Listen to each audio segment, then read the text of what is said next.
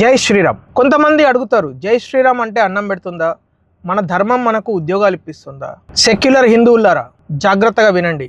మన ధర్మాన్ని మనం ఒక్కసారి పోగొట్టుకుంటే నెక్స్ట్ మన నుంచి పోయేది రోటీ, అంటే మన ఉద్యోగాలు, మన వృత్తులు. ఈరోజు చూస్తున్నాం కదా, కటింగ్ సెలూన్లలో ఎక్కడ చూసినా ఎవరు ఉంటున్నారో మనకు కనబడుతున్నది కదా.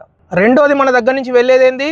మన బేటీ. అంటే మన అమ్మాయిలను లవ్ జిహాద్ పేరు మీద ఎట్లయితే ట్రాప్ చేస్తారో, ఎట్లయితే మన అమ్మాయిలను టార్గెట్ చేస్తారో, ఏ విధంగా ప్రేమ అనే మెత్తలో లవ్ జిహాద్ పేరు మీద ఎంతమందిని ఇప్పటి వరకు, ఎంతమంది తల్లిదండ్రులను ఘోష ఉంచుకున్నారో మనం చూస్తున్నాం. నెక్స్ట్ వెళ్ళేది మన భూమి, మాటి. మన భూములు తక్కువ ధరలకే ఎట్లా కొంటారు, ఎట్లా మన మీద ప్రెషర్ పెడతారు, ఎట్లా గల్లీలు ఖాళీ చేపిస్తారు హిందువులతోనే అనేది మనం యూపీలో కానీ, బెంగాల్లో కానీ, మన హైదరాబాద్లో ఓల్డ్ సిటీలోనే అనేక ప్రాంతాల నుంచి హిందువులను తరిమి కొట్టారు. ఇప్పుడు హైదరాబాద్లో అనేక చోట్ల మనం ఉద్యోగాలు చేసుకోవడానికి కనీసం కూలి పని కూడా దొరకనంత పరిస్థితి ఈరోజు ఎందుకు కలిగింది? ఒక్కసారి కేరళని చూడండి, హైదరాబాద్ ఓల్డ్ సిటీని చూడండి. బుద్ధి తెచ్చుకోండి హిందువులారా. ఒక్కసారి ధర్మాన్ని మన నుంచి పోగొట్టుకున్నామంటే నెక్స్ట్ వెళ్ళేది మన రోటీ, మన మాటి, మన బేటీ. జాగ్రత్తగా ఆలోచించండి. జై శ్రీరామ్.